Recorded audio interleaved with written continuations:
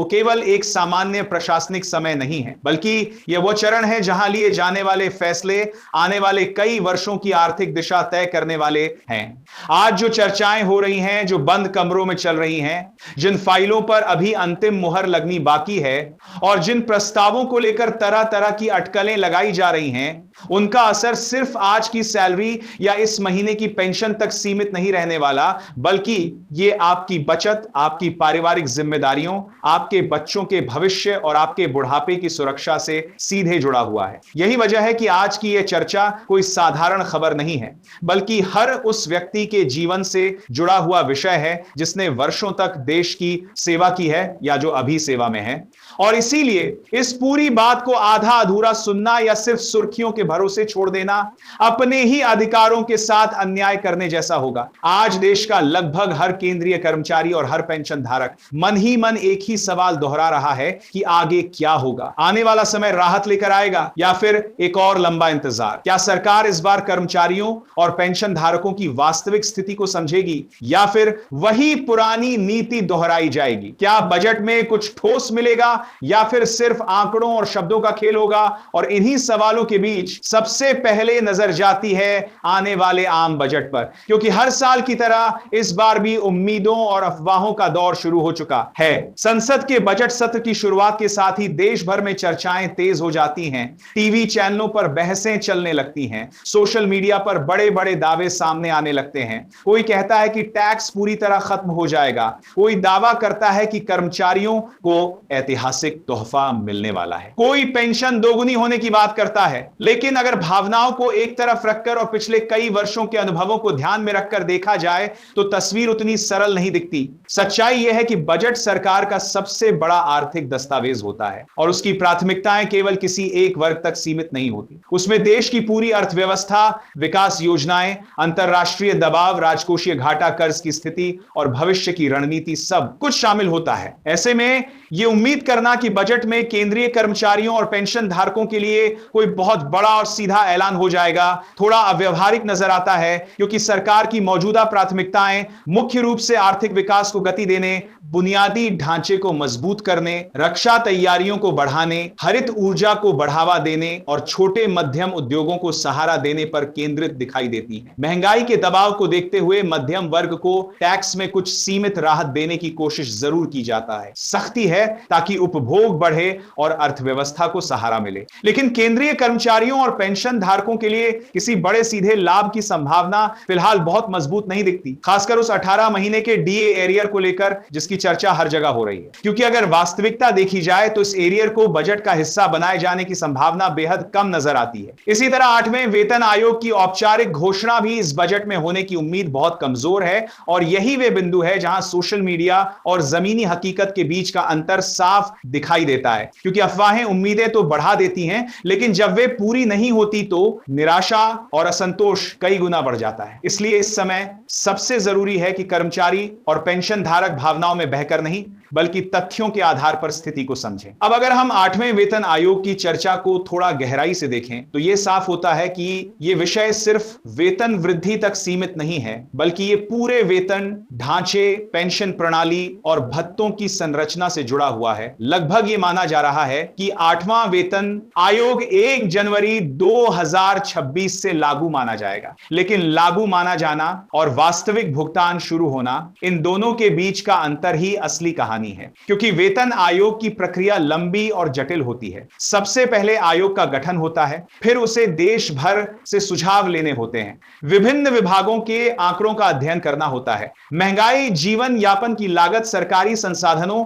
और भविष्य की जरूरतों का आकलन करना होता है। और इस पूरी प्रक्रिया में आमतौर पर 1.5 से 2 साल का समय लग जाता है। इसके बाद आयोग अपनी रिपोर्ट सरकार को सौंपता है, जिस पर कैबिनेट स्तर पर चर्चा होती है, वित्तीय प्रभावों का आकलन किया जाता है और फिर उसे लागू करने का फैसला लिया जाता है। इस पूरी श्रृंखला को देखते हुए यह कहना गलत नहीं होगा कि वास्तविक रूप से बढ़ी हुई सैलरी और पेंशन कर्मचारियों और पेंशन धारकों को 2027 के अंत या 2028 की शुरुआत में ही मिल पाएगी। हालांकि सरकार यह जरूर कहती है कि एरियर 1 जनवरी 2026 से दिया जाएगा, लेकिन यहीं पर कर्मचारियों के मन में सबसे बड़ा डर पैदा होता है, क्योंकि पिछली बार 7वें वेतन आयोग के समय जो अनुभव रहा उसने भरोसे को गहरा गहरा आघात पहुंचाया था। उस समय बेसिक सैलरी और पेंशन का एरियर तो दिया गया, लेकिन भत्तों का एरियर नहीं दिया गया। यानी जिस अवधि में नया वेतन आयोग लागू माना गया और जिस अवधि में वास्तविक भुगतान शुरू हुआ, उस पूरे अंतराल में बढ़े हुए HRA, travel allowance, uniform allowance, children education allowance जैसे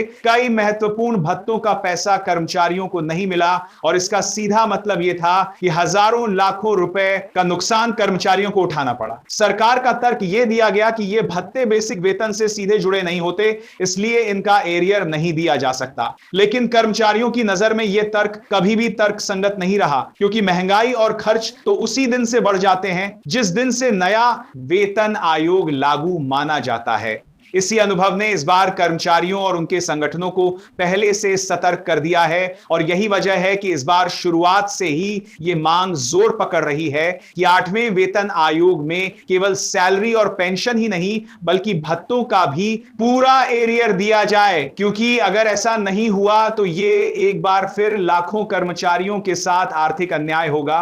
और यहीं से यह मुद्दा केवल आर्थिक नहीं बल्कि नैतिक और न्याय का प्रश्न भी बन जाता है, क्योंकि जिन्होंने देश की सेवा की है उनसे यह उम्मीद की जाती है कि उनके साथ फैसलों में पारदर्शिता और न्याय होगा। अब अगर हम पूरे माहौल को एक साथ देखें तो यह साफ समझ में आता है कि यह समय सिर्फ इंतजार करने का नहीं बल्कि जागरूक रहने का समय है, क्योंकि आने वाले महीनों में जो भी संकेत मिलेंगे, जो भी बयान आएंगे और जो भी फैसले लिए जाएंगे, वे सीधे तौर पर कर्मचारियों और पेंशन धारकों के भविष्य से जुड़े होंगे और इसी आधार पर आगे की रणनीति और उम्मीदें तय होंगी। यही वजह है कि इस पूरी स्थिति को समझना, अफवाहों से दूरी बनाना और वास्तविक जानकारी पर ध्यान देना आज पहले से कहीं ज्यादा जरूरी हो गया है, क्योंकि गलत उम्मीदें सिर्फ मानसिक तनाव ही नहीं बढ़ाती बल्कि सामूहिक रूप से कर्मचारियों की आवाज को भी कमजोर कर देती हैं। इसलिए इस समय सबसे जरूरी है संयम, समझदारी और सतर्कता, ताकि जब सही समय आए तो कर्मचारी और पेंशन धारक अपने अधिकारों के लिए एकजुट और जागरूक रूप में खड़े हो सकें। और इसी बिंदु के साथ यह पहला हिस्सा यहीं समाप्त होता है, क्योंकि आगे की कहानी इससे भी ज्यादा गहरी है और उसमें 8वें वेतन आयोग की देरी, राजनीतिक रणनीति, फिटमेंट फैक्टर, न्यूनतम वेतन एरियर और पेंशन से जुड़े कई ऐसे पहलू हैं जिन पर विस्तार से बात करना जरूरी है। अब स्वाभाविक रूप से चर्चा का केंद्र 8वें वेतन आयोग की देरी और उससे जुड़े वास्तविक नुकसान की तरफ खिसकता है, क्योंकि यही वह बिंदु है जहां उम्मीद और हकीकत के बीच सबसे बड़ा अंतर पैदा होता है। 8वें वेतन आयोग को लेकर आम धारणा यह बन चुकी है कि इसे 1 जनवरी 2026 से लागू माना जाएगा, लेकिन सरकारी प्रक्रिया को जानने वाला हर व्यक्ति यह भी समझता है कि लागू माना जाना और वास्तव में उसका लाभ मिलना दो बिल्कुल अलग बातें हैं। इतिहास गवाह है कि हर वेतन आयोग में यही अंतर कर्मचारियों और पेंशन धारकों के लिए सबसे बड़ी परेशानी बनता है, क्योंकि आयोग के गठन से लेकर अंतिम लागू होने तक का सफर लंबा, जटिल और कई स्तरों से होकर गुजरने वाला होता है। पहले आयोग का गठन किया जाता है, फिर उसे विभिन्न मंत्रालयों, विभागों, कर्मचारी संगठनों और राज्यों से सुझाव लेने होते हैं। इसके बाद महंगाई, जीवन यापन की लागत, सरकारी राजस्व, भविष्य की आर्थिक चुनौतियों और अंतरराष्ट्रीय परिस्थितियों का अध्ययन किया जाता है। यह पूरी प्रक्रिया कागजों में भले ही सरल दिखे, लेकिन वास्तविकता में इसमें कम से कम 18 महीने या उससे भी अधिक समय लग जाता है। और उसके बाद जब आयोग अपनी रिपोर्ट सौंप देता है तब भी कहानी खत्म नहीं होती, क्योंकि सरकार उस रिपोर्ट का वित्तीय प्रभाव आंकती है, कैबिनेट में चर्चा होती है, कुछ सिफारिशें स्वीकार की जाती हैं, कुछ में बदलाव किया जाता है और कुछ को पूरी तरह नजरअंदाज भी कर दिया जाता है। इसके बाद लागू करने की प्रक्रिया शुरू होती है, जिसमें सॉफ्टवेयर अपडेट, वेतन संरचना में बदलाव और प्रशासनिक तैयारियां शामिल होती हैं। इन सबको जोड़कर देखा जाए तो यह साफ हो जाता है कि वास्तविक रूप से बढ़ी हुई सैलरी और पेंशन कर्मचारियों और पेंशन धारकों को 2027 के अंत या 2028 की शुरुआत में ही मिल पाएगी। और यहीं से एरियर की कहानी शुरू होती है, क्योंकि सरकार यह कहती है कि भुगतान भले ही देर से हो, लेकिन एरियर 1 जनवरी 2026 से दिया जाएगा। सुनने में यह बात राहत देने वाली लगती है, लेकिन अनुभव रखने वाले कर्मचारी जानते हैं कि एरियर का मतलब हमेशा पूरा एरियर नहीं होता, क्योंकि पिछली बार 7वें वेतन आयोग में जो हुआ उसने कर्मचारियों के मन में गहरी शंका पैदा कर दी है। उस समय भी यही कहा गया था कि एरियर मिलेगा, और वास्तव में बेसिक सैलरी और पेंशन का एरियर तो दिया गया, लेकिन भत्तों का एरियर बगैर गायब रहा। यानी जिस अवधि में नया वेतन आयोग लागू माना गया और जिस अवधि में वास्तविक भुगतान शुरू हुआ, उस पूरे अंतराल में कर्मचारियों को बढ़े हुए भत्तों का लाभ नहीं मिला। इसका मतलब यह था कि HRA travel allowance, uniform allowance, children education allowance जैसे कई महत्वपूर्ण भत्तों का पैसा कर्मचारियों की जेब तक नहीं पहुंचा। जबकि उसी अवधि में महंगाई बढ़ती रही, किराया बढ़ता रहा, बच्चों की पढ़ाई का खर्च बढ़ता रहा और रोजमर्रा की जरूरतें महंगी होती चली गई।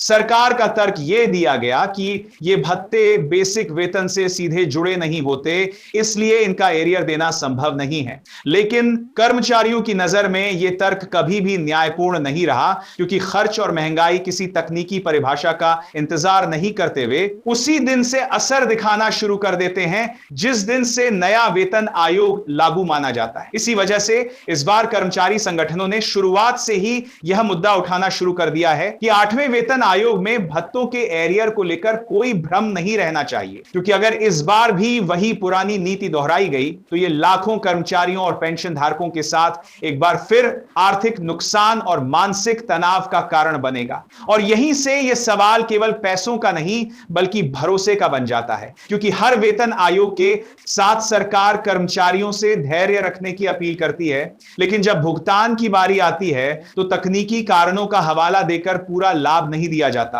अब अगर इस पूरे परिदृश्य को थोड़ा व्यापक दृष्टिकोण से देखें तो यह भी समझ में आता है कि 8वें वेतन आयोग की टाइमिंग अपने आप में बहुत कुछ कहती है, क्योंकि देश में बड़े राष्ट्रीय चुनाव भले ही तत्काल ना हो, लेकिन राज्यों में राजनीतिक गतिविधियां हमेशा चलती रहती हैं और इतिहास यह बताता है कि वेतन आयोग और चुनावी राजनीति के बीच एक गहरा संबंध रहा है। अक्सर देखा गया है कि वेतन आयोग की सिफारिशों को लागू करने का समय इस तरह चुना जाता है कि उसका राजनीतिक लाभ अधिकतम मिल सके। इसका मतलब यह, अगर आयोग की बरी से समय आरोप के साथ सभी वेतन आयोग को देख सकती है, उनकी समझ नहीं कि आयोग केवल राजनीति के लिए बनाए जाते हैं। लेकिन यह भी सच है कि बड़े आर्थिक फैसले हमेशा राजनीतिक गणनाओं से पूरी तरह अलग नहीं होते। इसी संदर्भ में यह आशंका भी सामने आती है कि 8वें वेतन आयोग का वास्तविक लाभ धीरे धीरे और चरणबद्ध तरीके से दिया जा सकता है ताकि उसका असर लंबे समय तक बना रहे। और यही वजह है कि कर्मचारी और पेंशन धारक इस बार पहले से ज्यादा सतर्क हैं। वे सिर्फ घोषणाओं पर भरोसा करने के बजाय लिखित आश्वासन और स्पष्ट दिशा चाहते हैं, क्योंकि पिछली बार के अनुभव ने यह सिखा दिया है कि हर वादा अंत में पूरा लाभ नहीं देता। अब अगर हम इस देरी के असर को आम कर्मचारी की जिंदगी से जोड़कर देखें तो तस्वीर और भी गंभीर हो जाती है, क्योंकि सैलरी और पेंशन में देरी का मतलब सिर्फ आंकड़ों का खेल नहीं होता।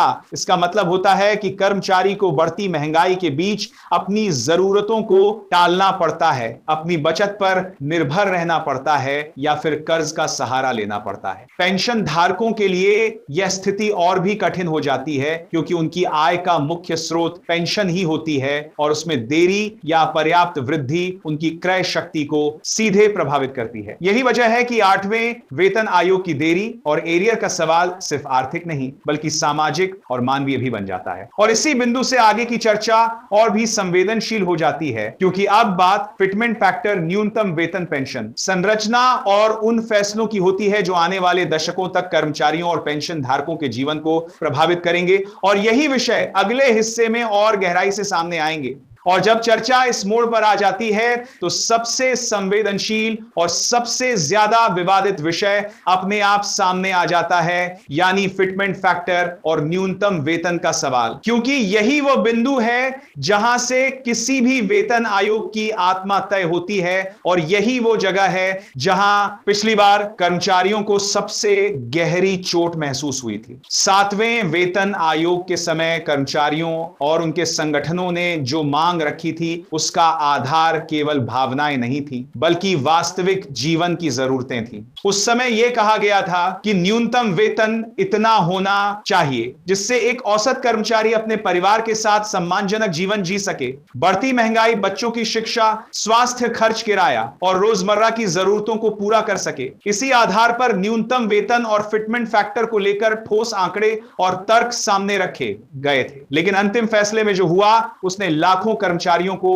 यह महसूस करा दिया कि उनकी आवाज पूरी तरह सुनी नहीं गई। न्यूनतम वेतन अपेक्षा से काफी कम तय किया गया और फिटमेंट फैक्टर भी उस स्तर पर रोक दिया गया जो वास्तविक महंगाई और जीवन यापन की लागत को पूरी तरह प्रतिबिंबित नहीं करता था। इसका असर केवल उस समय की सैलरी तक सीमित नहीं रहा, बल्कि उसने भविष्य की पूरी वेतन संरचना को प्रभावित किया, क्योंकि फिटमेंट फैक्टर वही आधार होता है जिस पर सभी पे लेवल की सैलरी, पेंशन, ग्रेच्युटी और अन्य सेवानिवृत्ति लाभ तय होते हैं। यही वजह है कि आज भी बहुत से कर्मचारी और पेंशन धारक यह महसूस करते हैं कि अगर उस समय फिटमेंट फैक्टर सही तरीके से तय किया गया होता तो आज उनकी आर्थिक स्थिति कहीं ज्यादा मजबूत होती। अब 8वें वेतन आयोग की चर्चा के साथ ही यह डर फिर से उभर कर सामने आ रहा है कि कहीं वही कहानी दोबारा ना दोहराई जाए। फिलहाल जो संकेत सामने आ रहे हैं उनमें न्यूनतम वेतन को बढ़ाने और फिटमेंट फैक्टर को थोड़ा ज्यादा यथार्थवादी बनाने की बात जरूर हो रही है, लेकिन अभी तक कोई स्पष्ट और ठोस तस्वीर सामने नहीं आई है। और यही अनिश्चितता कर्मचारियों की चिंता का सबसे बड़ा कारण है, क्योंकि वह जानते हैं कि एक बार अगर आयोग की सिफारिशें अंतिम रूप ले लेती हैं तो उसके बाद बदलाव की गुंजाइश बहुत कम रह जाती है। इसी वजह से इस बार कर्मचारी संगठनों ने पहले से ही सरकार के सामने अपनी मांगों को स्पष्ट रूप से रख दिया है और यह बताया है कि फिटमेंट फैक्टर और न्यूनतम वेतन में की गई किसी भी तरह की कटौती का असर केवल वर्तमान पीढ़ी पर नहीं बल्कि आने वाले वर्षों तक पेंशन धारकों पर भी पड़ेगा। अब अगर हम इस पूरे मुद्दे को राजनीतिक नजरिए से देखें तो तस्वीर और भी स्पष्ट हो जाती है, क्योंकि वेतन आयोग केवल एक प्रशासनिक प्रक्रिया नहीं होता बल्कि उसका सीधा संबंध राजनीतिक समय सारणी से भी होता है। इतिहास ये बताता है कि बड़े वेतन आयोगों के लागू होने का समय अक्सर चुनावी चक्र के आसपास ही आता है ताकि उसका अधिकतम राजनीतिक लाभ लिया जा सके। यह कोई नई बात नहीं है और ना ही इसे पूरी तरह गलत कहा जा सकता है, लेकिन इसका मतलब यह जरूर होता है कि फैसले चरणबद्ध तरीके से लिए जाते हैं और लाभ धीरे धीरे दिए जाते हैं। 8वें वेतन आयोग के मामले में भी यही आशंका जताई जा रही है कि उसके वास्तविक फायदे एक साथ नहीं बल्कि किस्सों में महसूस किए जाएंगे ताकि उसका असर लंबे समय तक बना रहे। इसी बीच पेंशन धारकों से जुड़े कुछ और अहम मुद्दे भी चर्चा में हैं, जिनमें कम्यूटेशन की रिकवरी अवधि, महंगाई भत्ते और महंगाई राहत की गणना का तरीका और अतिरिक्त पेंशन की उम्र सीमा शामिल है। वर्तमान व्यवस्था में पेंशन कम्यूटेशन की रिकवरी में लंबा समय लगता है, जिसकी वजह से पेंशन धारकों को अपने ही पैसे का पूरा लाभ पाने में कई साल लग जाते हैं। इसी तरह महंगाई भत्ता और महंगाई राहत साल में केवल 2 बार बढ़ाए जाते हैं, जबकि महंगाई हर महीने अपना असर दिखाती है। इसका नतीजा यह होता है कि पेंशन धारकों की क्रय शक्ति धीरे धीरे कमजोर होती चली जाती है। अतिरिक्त पेंशन का लाभ भी फिलहाल बहुत देर से मिलता है, जबकि देश में औसत आयु को देखते हुए बहुत से पेंशन धारक इस सुविधा का पूरा लाभ उठा ही नहीं पाते। यही वजह है कि इन सभी मुद्दों को लेकर इस बार अपेक्षाएं ज्यादा हैं और दबाव भी ज्यादा है, लेकिन इन सभी चर्चाओं के बीच सबसे भावनात्मक और सबसे ज्यादा प्रतीक्षित मुद्दा अब भी वही है, यानी 18 महीने के लंबित डीए एरियर का। यह एरियर केवल एक राशि नहीं है बल्कि उस त्याग और उस धैर्य का प्रतीक है जो कर्मचारियों और पेंशन धारकों ने एक बेहद कठिन समय में दिखाया था। उस समय जब देश संकट से गुजर रहा था, कर्मचारियों ने बिना विरोध के उस फैसले को स्वीकार किया, यह सोचकर कि जब हालात सुधरेंगे तो उनका अधिकार उन्हें वापस मिलेगा। आज जब मामला अदालत में पहुंच चुका है और सरकार से यह पूछा जा रहा है कि ब्याज के साथ भुगतान करने पर कितना वित्तीय बोझ पड़ेगा, तो यह संकेत देता है कि अब इस मुद्दे को लंबे समय तक टाला नहीं जा सकता। अगर फैसला कर्मचारियों और पेंशन धारकों के पक्ष में आता है तो यह न केवल आर्थिक राहत होगी बल्कि यह भरोसे की भी बहाली होगी, क्योंकि यह साबित करेगा कि कठिन समय में किए गए त्याग को भुलाया नहीं गया। अब अगर पूरे परिदृश्य को एक साथ जोड़कर देखा जाए तो यह साफ समझ में आता है कि केंद्रीय कर्मचारियों और पेंशन धारकों के लिए आने वाला समय बेहद निर्णायक है। बजट से बहुत ज्यादा उम्मीदें रखना शायद व्यावहारिक ना हो, लेकिन 8वां वेतन आयोग, फिटमेंट फैक्टर, न्यूनतम वेतन भत्तों का एरियर और 18 महीने का लंबित बकाया, ये सभी ऐसे मुद्दे हैं जिन पर आने वाले समय में बड़े और दूरगामी फैसले हो सकते हैं। जरूरी यह है कि कर्मचारी और पेंशन धारक अफवाहों के बजाय तथ्यों पर भरोसा करें, हर खबर को समझदारी से परखें और अपने अधिकारों को लेकर जागरूक रहें, क्योंकि इतिहास यह बताता है कि जब भी फैसले लिए जाते हैं तो वही वर्ग मजबूत स्थिति में होता है जो संगठित, जागरूक और धैर्यवान होता है। और इसी उम्मीद के साथ कि आने वाला समय उन लोगों के लिए कुछ न्याय और राहत लेकर आएगा जिन्होंने अपना पूरा जीवन देश की सेवा में समर्पित कर दिया। यह पूरी बात यहीं पूर्ण होती है।